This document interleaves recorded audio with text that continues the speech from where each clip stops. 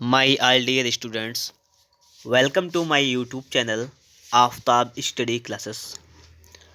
तो आज की इस वीडियो में हम लोग बात करने वाले हैं क्लास 10 के लिए मैथमेटिक्स के क्वेश्चंस के बारे में। ठीक है, इसमें क्या होगा देखिएगा, आप लोगों को 10 क्वेश्चन दिए जाएंगे। सारे क्वेश्चन जो होंगे वो बोर्ड एग्जाम में आए हुए होंगे। ठीक है, और हमारा ये वीडियो का पार्ट 1 रहने वाला है। पार्ट 1 में आपको 10 क्वेश्चन मिलेंगे, फिर पार्ट 2 में आपको 10 क्वेश्चन मिलेंगे। तो जो 10 क्वेश्चन आपको दिए जाएंगे वो मैंने आपके जो आए हुए क्वेश्चन है वही उठाए हैं, और ये सीरीज लगातार आपकी चलती रहेगी। ठीक है, बिना किसी प्रॉब्लम के। तो यहाँ पर सबसे पहले हम लोग देखेंगे, देखिएगा यहाँ पर जो लिखा हुआ है प्रश्न नंबर 4, ये प्रश्न नंबर 4 नहीं है। ठीक है, ये सवाल 1 से समझिएगा आप लोग, ये सवाल नंबर 1 से स्टार्टिंग है, और ये सवाल कहाँ तक हैं, ये सवाल 10 तक दिए जाएंगे आपको यहाँ पर। ठीक है, कोई प्रॉब्लम वाली बात नहीं है।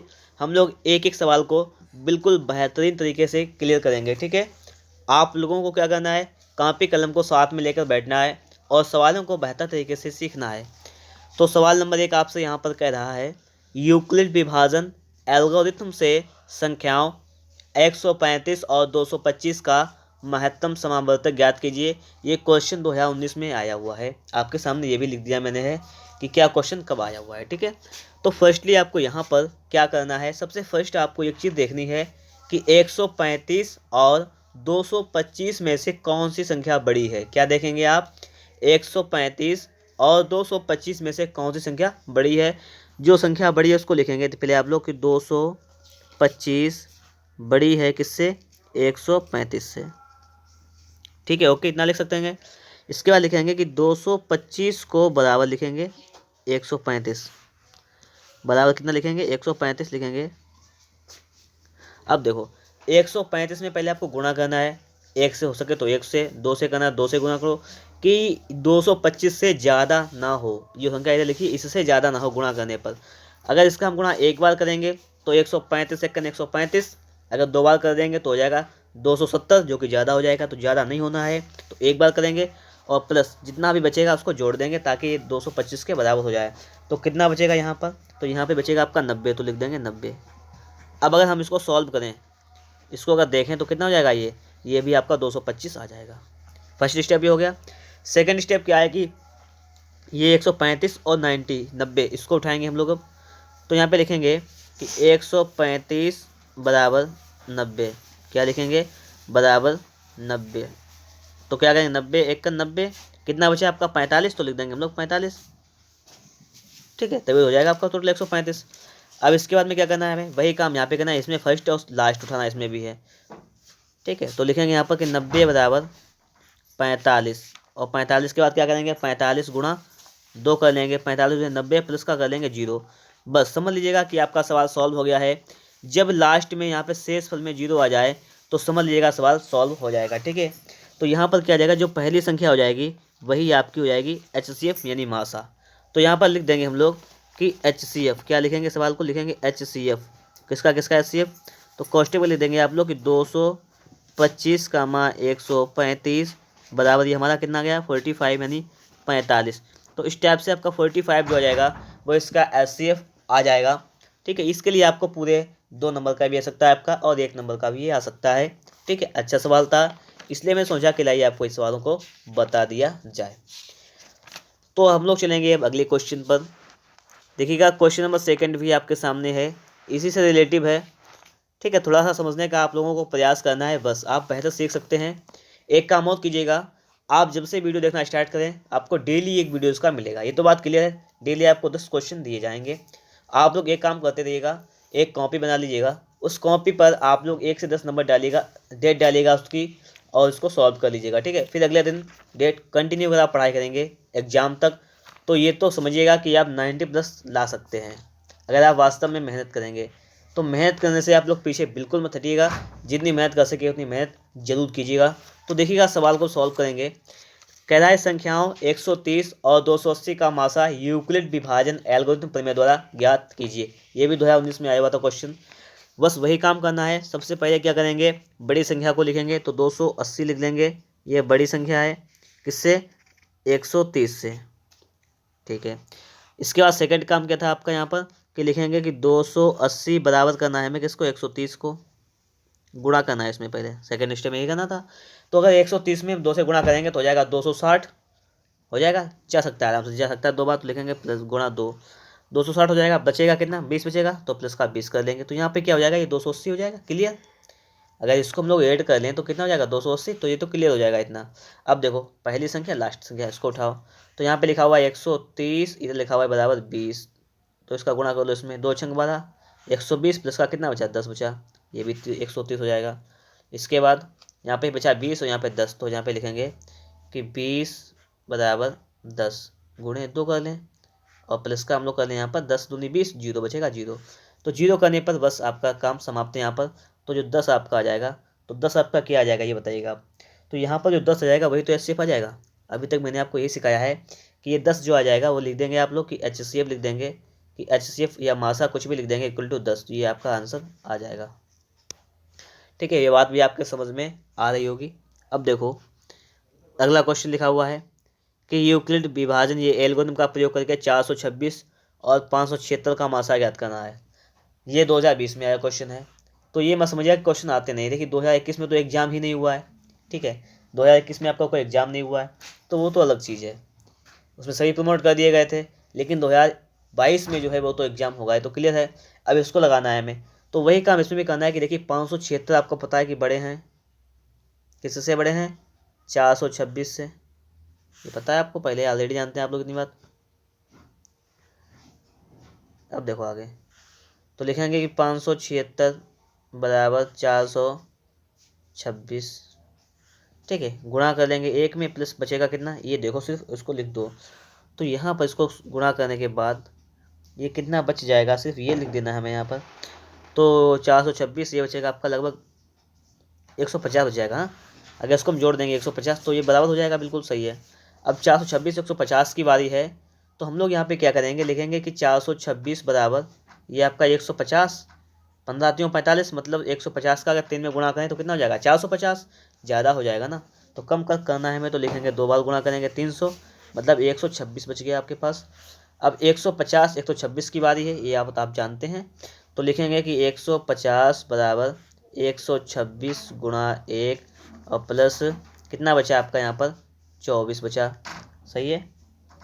अब लिखेंगे हम लोग कि 126 बराबर 24, वही स्टेप चलना है, ये इसको उठाते हैं तो बस उसी स्टेप पे चलते रहिए। और आपको मालूम है कि 24 पंचे 120 होता है, तो प्लस का 5 गुणा 5 हो जाएगा, प्लस का बचेगा 6, आपका इतना हो गया। लेकिन ये कहानी यहाँ तक ख़त्म नहीं होती है, क्यों, क्योंकि आपको शेष ये मतलब प्लस में जीरो लाना है। जीरो कैसे आएगा आगे देखते तो इसको। तो ये 24 6 की बारी है यहाँ पे, तो लिखेंगे 24 बराबर 6, लिख दिया, गुणे 4 कर लेंगे और प्लस का कर लेंगे 0, बस। तो यहाँ पर जो आपका आ जाएगा, यहाँ पर जो आपका 6 आ जाएगा, क्या आ जाएगा 6, तो ये 6 आपका क्या आ जाएगा, ये 6 आपका आ जाएगा मासा। तो आपका मासा यहाँ पे कितना जाएगा, तो मासा आपका निकल के यहाँ से आ जाएगा 6। तो इस प्रकार से मैंने आपको ये 3 सवाल बता दिए हैं। ये क्यों बता दिए, क्योंकि हो सकता है कि 2022 में आपका इन्हीं में से कोई आ जाए। अगर इनमें से नहीं आता है तो भी कोई प्रॉब्लम वाली बात नहीं है, इस टाइप से जरूर आ जाएगा। ठीक है, ये तो बात क्लियर है। क्योंकि आपको मालूम होगा कि आपके बोर्ड एग्जाम में 7 पेपर बनते हैं, जिनमें से हो सकता है कि जो आपको पेपर मिले उसमें ना आए, ये अलग चीज़ है। ठीक है, फिलहाल में इस टाइप के क्वेश्चन आ जाते हैं, इसलिए, और आए भी है, हुए भी हैं, इसलिए मैं यहाँ पे इसको लेकर आया हूँ। देखो अगला क्वेश्चन देखते हैं। देखिए इसमें टोटल 10 क्वेश्चन है, 10 क्वेश्चन से ज़्यादा बिल्कुल ही नहीं है। ठीक है, ये देखिए आप लोग, ये क्वेश्चन आपसे क्या कह रहा है, इसको समझना है। ठीक है, फिर लगाना है इसको।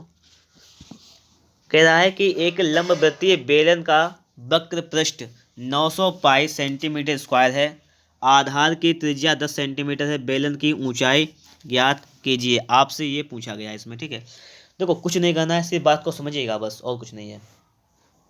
एक लंबवृत्तीय बेलन का वक्र पृष्ठ 900 पाई है। बेलन का वक्र पृष्ठ का सूत्र होता है, देखो लिखेंगे हम लोग यहाँ पर कि बेलन, ठीक है, का वक्र पृष्ठ, बेलन का वक्र पृष्ठ होता है आपका, ये दिया गया है आपको यहाँ पर 900 पाई। बेलन का वक्र पृष्ठ कितना दिया गया आपको, 900 पाई, और बेलन का वक्र पृष्ठ 900 पाई दिया गया है। ठीक है, ओके। और देखो एक चीज़, यहाँ पे दिया आधार की त्रिज्या, त्रिज्या हम लिख लें यहाँ पर कि हमें आर दिया गया है, हमें यहाँ पर आर कितना दिया गया है, हमें आर दिया गया है हमें 10 सेंटीमीटर का, ये हमें आर दिया गया है। तो बेलन की ऊंचाई निकालनी है, मतलब हाइट पता करनी है हमें कितनी है, बेलन की ऊंचाई निकालनी है। तो हमें एच का वैल्यू यहाँ से फाइंड कर लेना है, कोई दिक्कत नहीं। देखो आप लोग एक बात जानते हैं, हमें यहाँ से एच का वैल्यू निकालना है, कोई दिक्कत नहीं। बेलन का वक्र पृष्ठ क्या होता है, अगर नहीं आता है तो सुन लो, बेलन का वक्र पृष्ठ होता है 2πr/h, ठीक है। बराबर आपको दिया गया है यहाँ पर 900 पाई। अब समझो, पाई से आपका ये पाई कैंसिल, ठीक है। लिखेंगे 2 गुणे आर का मान कितना है 10, तो लिखेंगे 10 गुणे ये एच, तो एच लिख लेंगे बराबर 900, ठीक है। 0 से ये 0 कैंसिल हो जाएगा, 2 से इसको काटेंगे तो 45 बच जाएगा। तो यहाँ से एच का मान कितना जाएगा आपका, तो एच का मान आ जाएगा 45, ठीक है। ये 45 क्या जाएगा, 45 सेंटीमीटर। तो आपसे पूछा गया था आपकी बेलन की ऊंचाई ज्ञात कीजिए, तो बेलन की ऊंचाई कितनी आ जाएगी, 45 सेंटीमीटर, ठीक है। तो अगर आप लोगों को वीडियो अच्छा लग रहा है तो फटाफट से एक बार वीडियो को लाइक जरूर कर दीजिएगा। चैनल पर नए हैं, आप लोगों ने अभी तक हमारे इस चैनल को सब्सक्राइब नहीं किया है तो चैनल को सब्सक्राइब अवश्य कर लीजिएगा। चलेंगे अगले क्वेश्चन पर, और अगला क्वेश्चन आपके सामने आ चुका है, उसको देखिएगा। अगला क्वेश्चन आपसे यहाँ पे कह रहा है कि एक लंबवृत्तीय शंकु की ऊंचाई और त्रिज्या 15 सेंटीमीटर 8 सेंटीमीटर है, शंकु का वक्र पृष्ठ ज्ञात कीजिए, आपसे ये पूछ रहा है यहाँ पर, ठीक है। अब समझो आप लोग, पहले फर्स्टली आपसे यहाँ पे क्या है उसको समझना है थोड़ा अच्छी तरीके से, ठीक है। सवाल तो आपका सॉल्व हो जाएगा, कोई प्रॉब्लम वाली बात नहीं है। एक लंबवृत्तीय शंकु की ऊंचाई, ऊंचाई होती है हाइट, एक होती है तिर्यक ऊंचाई। शंकु देखो कैसा होता है उसके बारे में समझ लो पहले, इस टाइप से ये होता है शंकु, ठीक है। इसके बारे में समझ लो थोड़ा सा। तो ये होती है आपकी ऊंचाई, ये वाली, ठीक है, ये ऊंचाई होती है। और ये होती है एल, मतलब ये तिरछी ऊंचाई, इसे कहते हैं एल, और इसे कहते हैं आर, ये होती है, ठीक है। एक फॉर्मूला आपने पढ़ा है, समकोण त्रिभुज बनता है, फॉर्मूला पढ़ा होगा आपने कि देखिए इसके लिए सूत्र होता है तिर्यक ऊंचाई के लिए कि एल बराबर √h² और प्लस r², ये होता है।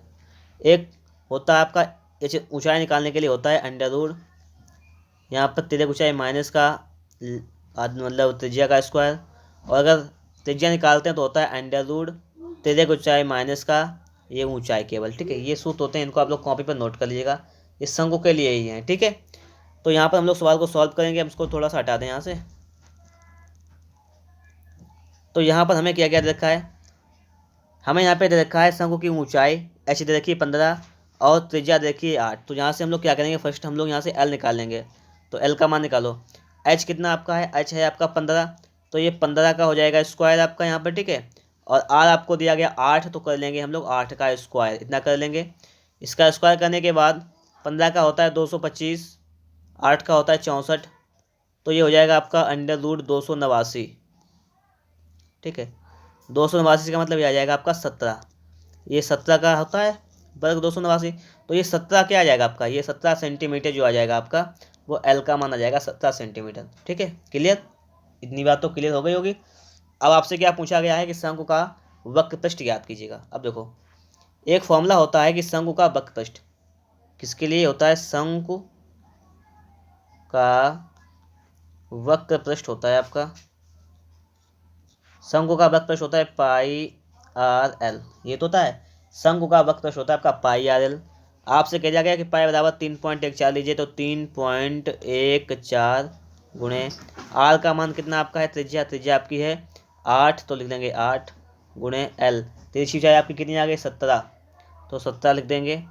और इनका गुणा करना आपका काम बनता है। इसका उत्तर आप लोग हमें कमेंट बॉक्स में बताएंगे, ठीक है, कि सवाल नंबर जो था आपका इसका शंकु वाले सवाल का आंसर कितना है, इसका हमें आप उत्तर कमेंट बॉक्स में भी बता देंगे, ठीक है। तो उसका उत्तर आपके लिए है, यहाँ पर आप लोग कमेंट बॉक्स में कमेंट कर देंगे, यहाँ पर इसका उत्तर कितना आएगा बता देंगे, ठीक है। गुणा करने के बाद वो भी फ़ोन से गुणा नहीं करेंगे, अपने आप गुणा करेंगे, ठीक है। ये आपके लिए इतना हो जाएगा। अब देखो अगला क्वेश्चन, तो एक बात तो बता दें आपको हम यहाँ पर, ये प्रश्न नंबर यहाँ 12 लिख के आ रहा है, इसका मतलब 12वां नंबर नहीं क्वेश्चन है। मैंने आपको बताया है कि इस वीडियो में आप लोगों को 10 क्वेश्चन से ज़्यादा नहीं दिए जाएंगे, 10 क्वेश्चन मिलेंगे तो 10 ही हैं, फोटो अलग अलग से लिया गया है, तो यहाँ पर नंबर अलग चेंजमेंट है, उससे कोई प्रॉब्लम वाली बात नहीं है। इसमें देखो क्या कह रहा है, 2018 में क्वेश्चन आया हुआ है कि किसी लंबवृत्तीय शंकु की तिर्यक ऊंचाई 5 सेंटीमीटर, आधार का व्यास 6 सेंटीमीटर, शंकु की ऊंचाई ज्ञात कीजिएगा। ये कह रहा है, देखो चित्र को समझो, ये है, ठीक है। अब समझो, किसी लंबवृत्तीय शंकु की तिर्यक ऊंचाई 5 सेंटीमीटर। तिर्यक ऊंचाई कौन सी होती है? तिरछी वाली। तो ये आपको देखिए 5 सेंटीमीटर, ये सही है। और इसके आधार का व्यास, ये टोटली व्यास दिया गया है हमें 6, व्यास दिया गया 6, तो उसकी ऊंचाई निकालनी है हमें। अब समझो थोड़ी सी बात, हमें यहाँ पे तिर्यक ऊंचाई होती है एल, हमें एल दे रखी है आपकी 5 सेंटीमीटर, कामा, ठीक है, एल दे रखी है 5 सेंटीमीटर। अब देखो आगे बात समझो, आधार का व्यास, हमें व्यास दे रखा है, हमें त्रिज्या निकालनी है। अगर त्रिज्या होती है बराबर आपकी व्यास बटे 2, क्या होती है? व्यास बटे 2 होती है। तो हमें त्रिज्या निकालनी है यहाँ से पहले, तो हम लोग आर का मान निकालेंगे। तो व्यास कितना है? 6, तो 6 काम कर देंगे आधा, 2 से करेंगे भाग, आ जाएगी 3, तो आपकी त्रिज्या आ जाएगी बराबर 3 सेंटीमीटर। तो त्रिज्या और व्यास की बात, तिर्यक ऊंचाई और त्रिज्या में दे रखी है, हमसे पूछी गई है ऊंचाई निकालना, ठीक है। तो ऊंचाई के लिए हम लोग फॉर्मूला लगाएंगे यहाँ पर। तो देखिएगा हमें यहाँ से निकालना है शंकु की ऊंचाई। अब देखिए मैंने आपको शंकु की ऊंचाई के लिए फॉर्मूला बताया था अभी, कि शंकु की ऊंचाई के लिए फॉर्मूला होता है सिर्फ ऊंचाई के लिए कि under root L square minus का करते हैं आर स्क्वायर, इतना काम करते हैं, ठीक है। तिर्यक ऊंचाई से हम लोग त्रिज्या को घटा देते हैं। त्रिज्या की ऊंचाई होती है आपकी 5, तो 5 के स्क्वायर से हम लोग यहाँ से क्या करेंगे? 3 का स्क्वायर घटा देंगे, तो 25 से जाएगा आपका जब 9, तो कितना बचेगा? 16 बचेगा अंडर रूट में, और रूट 16 का मान होता है 4, तो आपकी ऊंचाई कितनी आ जाएगी? ये ऊंचाई आ जाएगी आपकी 4 सेंटीमीटर। ये बात भी आपके समझ में आ गई होगी। चलेंगे अगले क्वेश्चन पर। अगला क्वेश्चन भी अब आपके सामने यहाँ पर आ चुका है, ठीक है। ये देखिएगा क्वेश्चन आपसे यहाँ पर क्या कह रहा है, इसको देखिएगा कि एक लंबवृत्तीय बेलन के आधार का क्षेत्रफल जो है वो 63 पाई सेंटीमीटर स्क्वायर है। यदि इसकी ऊंचाई 10 सेंटीमीटर हो तो बेलन का आयतन ज्ञात कीजिए। एक लंबवृत्तीय बेलन के आधार का क्षेत्रफल। अब देखो, बेलन के आधार का क्षेत्रफल क्या होता है पता है आपको? एक सूत्र होता है कि पाई आर स्क्वायर। ये क्या होता है? ये होता है बेलन के आधार का क्षेत्रफल। लिख दें एक बार कि बेलन के आधार का क्षेत्रफल ये कितना होता है? ये आपका होता है पाई आर स्क्वायर, जो कि आपको दिया गया है कितना? 63 पाई सेमी स्क्वायर दिया गया, कोई दिक्कत नहीं, ये तो मैं दिया गया है। इसकी ऊंचाई 10 सेंटीमीटर, हमें ये चित्र रखा है इसका 10 सेंटीमीटर, जो कि बिल्कुल सिंपल सवाल है। तो बेलन का आयतन पूछा गया है, बेलन का आयतन ज्ञात कीजिए, ये तो कहा गया है। अब देखो आप लोग एक बात तो बता दें आपको कि बेलन का आयतन निकालना है, तो एक फॉर्मूला होता है कि बेलन का आयतन बराबर क्या होता है? ये होता है आपका पाई आर स्क्वायर एच, ये होता है, ठीक है। इसको नोट कर लेना कॉपी पर कि बेलन का आयतन का सूत्र होता है पाई आर स्क्वायर एच। अब देखो पाई आर स्क्वायर होता है, अब पाई आर स्क्वायर का वैल्यू आपको दे रखा है यहाँ पर 63 पाई दे रखा है, तो हम लोग लिख सकते हैं यहाँ पर 63 पाई इंटू एच का मान दे रखा 10, तो 10 लिख दें, गुणा कर लें तो गुणा हो जाएगा। तो कितना हो जाएगा आपका? ये आपका हो जाएगा 63 दहा में 630 पाई, तो उसका आ जाएगा 630 पाई, 630 पाई आ जाएगा, ठीक है। कितना आ गया? 630 पाई। अगर आप लोग चाहें तो थोड़ा सा काम और कर सकते हैं, इसमें कोई दिक्कत नहीं, पाई का मान इसमें पुटअप कर सकते हैं, ठीक है। अब देखो कैसे पुटअप करेंगे। हमने निकाला यहाँ से कि बेलन का आयतन ज्ञात कीजिए, तो बेलन का आयतन आ गया आपका 630 पाई, तो 630 पाई आ गया। तो लिखेंगे कि 630 और पाई का मान होता है 22/7, तो 22/7 लिख देंगे यहाँ पर। और यहाँ पे इसको सॉल्व करेंगे तो 7 नेम 63, तो 90 हो जाएगा। और यहाँ पे 0, 9 दूनी 18 का 8 से लगाए 1, 9 दूनी 18 19, 1980 सेमी क्यूब, ठीक है। ये आपका हो जाएगा यहाँ पर 1980 सेंटीमीटर क्यूब हो जाएगा। ये बात भी आपके समझ में आ गई होगी कि किस टाइप से हम लोग बेलन का आयतन फाइंड कर सकते हैं। अब देखो आप लोग अगला सवाल है आपका कि यदि एक गोले के वक्र पृष्ठ की माप 36 पाई सेमी स्क्वायर है तो गोले का आयतन ज्ञात कीजिए, आपसे ये पूछा गया है, ठीक है। अब देखो अगर हम लोग बात करें देखिए गोले का वक्र पृष्ठ क्या होता है ये भी देख लो। तो गोले के वक्र पृष्ठ का सूत्र इसमें होता है डिपेंड सूत्र पे कि आप लोगों को सूत्र याद किए या नहीं याद किए, इस पर बात करती है हमारी। ठीक है, तो देखिएगा गोले का वक्र पृष्ठ क्या होता है। ये होता है आपका देखिए गोले का वक्र पृष्ठ, लिख दें चलिए एक बार। गोले का वक्र पृष्ठ बराबर गोले का वक्र पृष्ठ होता है आपका 4πr²। नोट कर लेना इसको कॉपी पर, ठीक है। 4πr² होता है। ये आपको दे रखा है 36 पाई, तो हम लिखेंगे कि 4πr² बराबर ये 36 पाई के बराबर है। कोई दिक्कत नहीं। अब देखो पाई से पाई कैंसिल, 4 नियम 36, 9 बार जाएगा। r² का वैल्यू 9 दे रखा है, तो यहाँ पर r का वैल्यू निकालेंगे, कितना आ जाएगा √9, क्योंकि किसी चीज़ के ऊपर अगर वर्ग लगाए तो वर्गमूल हो जाएगा। तो यहाँ से आपका r का मान आ जाएगा 3 सेंटीमीटर, त्रिज्या 3 सेंटीमीटर आ जाएगी। क्लियर। पूछा गया है आयतन गोले का। अब देखो त्रिज्या पता है हमें, आयतन निकालेंगे। गोले का आयतन के लिए सूत्र क्या होता है, यह सूत्र होता है 4/3 πr³, बस ये सूत्र होता है। तो देखो तो लिखेंगे यहाँ पर बराबर 4/3 पाई इंटू r³, और r मतलब त्रिज्या का मान है 3 आपका, तो 3 का करेंगे क्यूब, 3 का हम लोग क्यूब कर लेंगे यहाँ पर। तो कितना जाएगा 4/3 पाई इंटू 3 का घन करेंगे, 3 × 9 × 27, तो ये हो जाएगा 27। तो देखो 3 नियम 27 और 9 चौक 36 पाई। तो ये आपका आ जाएगा गोले का आयतन आ जाएगा 36 पाई सेमी क्यूब।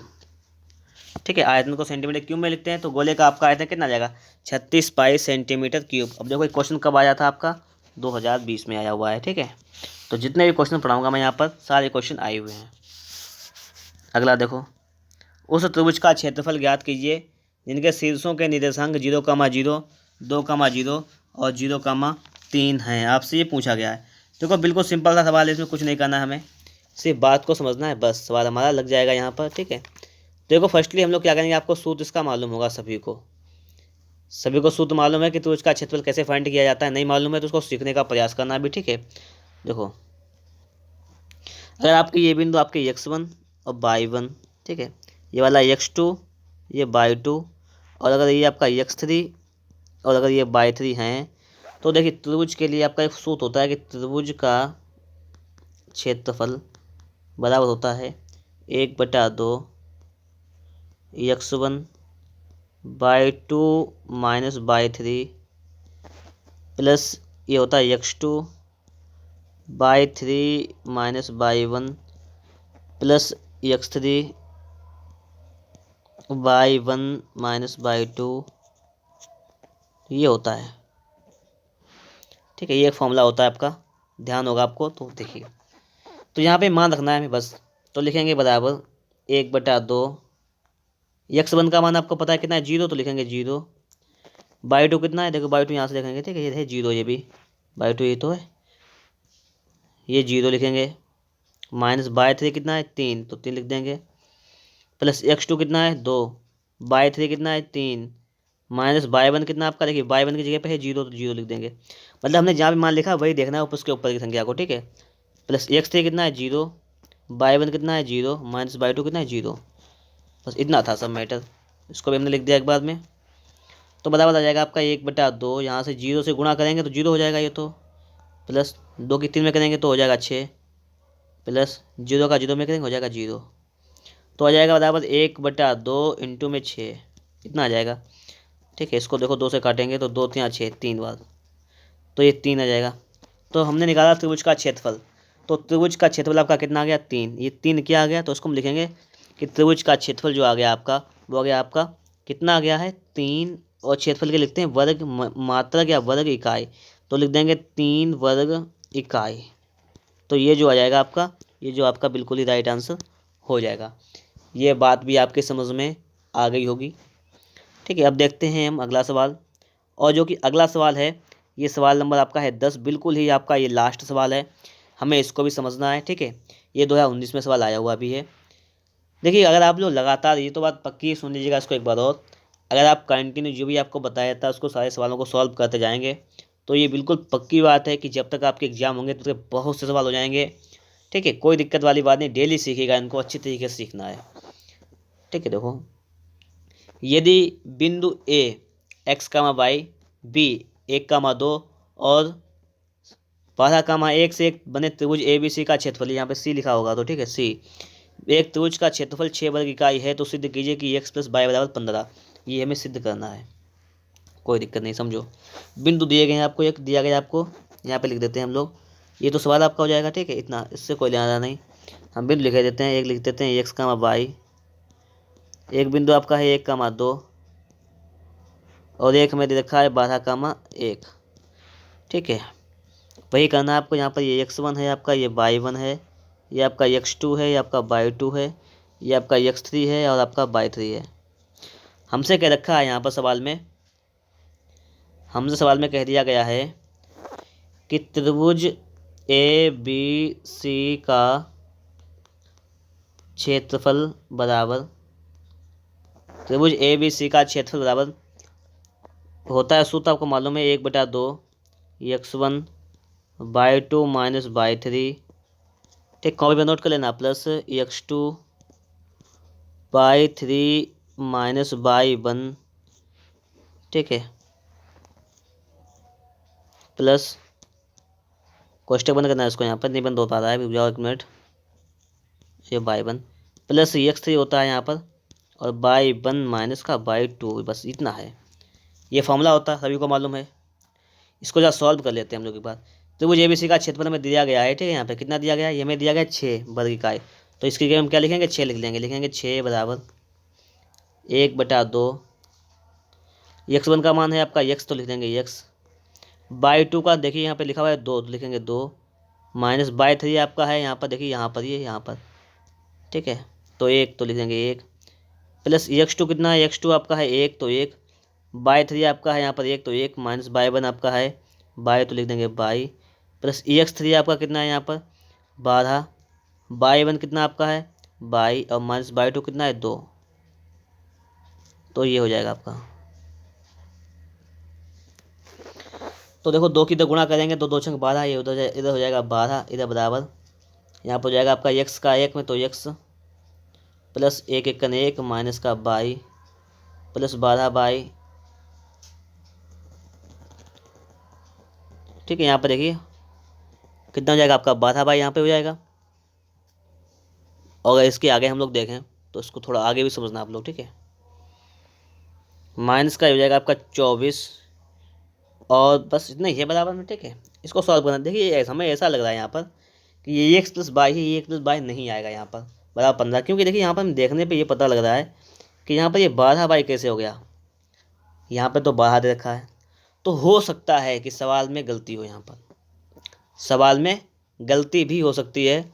तो यहाँ पर हमें क्या करना है, थोड़ा हम एक बार चेक कर लेते हैं इसको, सवाल इसका गलत है ये या सही है। यहाँ तक हमने काम सब सही किया है, तो अगर यहाँ पर 12 ना होकर, अगर यहाँ पर अगर 12 ना होकर अगर 2 होता तो काम चल जाता, यहाँ पर इसके मतलब 2 होता तो काम चल जाता।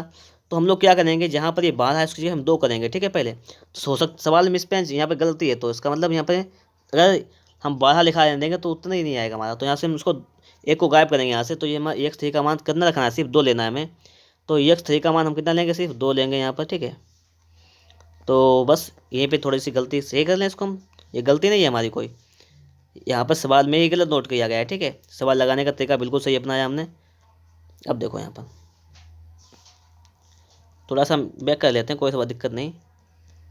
कितना रखेंगे, सिर्फ 2 रखेंगे मान यहाँ पर हम लोग, तो 2 मान रख लेंगे, यहाँ पे 2 कर लीजिएगा, यहाँ पर भी 2 कर लीजिएगा, तो x3 का मान 2 हो गया और y1 कितना आपका y और माइनस y2 कितना है 2, बस इतना। इसको सॉल्व करें एक बार, तो 2 छंग 12 हो जाएगा, तो गुणा कर देंगे इसका इस साइड में, पता है भाग वाली चीज़ गुणा में जाती है, गुणा हो जाएगा और बराबर आपका हो जाएगा एक बचेगा, 2 से 1 जाएगा, तो यहाँ पर सिर्फ x बचेगा, प्लस 1 का गुणा करेंगे तो 1 प्लस माइनस का y और प्लस का 2y और माइनस का 2 दूनी 4।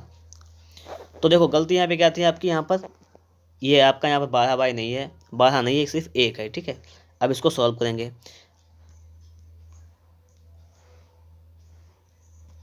तो थोड़ा सा इसको हटा देते हैं, ठीक है।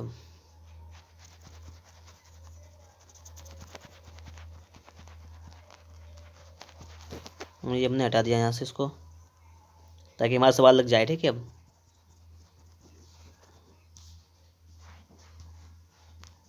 तो ये सवाल बन गया जाके है आपका कि 12 बराबर यक्स, ये दो यहाँ पर +1 और ये 2 बाई से 1 बाई जाएगा, कितना बचेगा प्लस का बाई और माइनस का 4।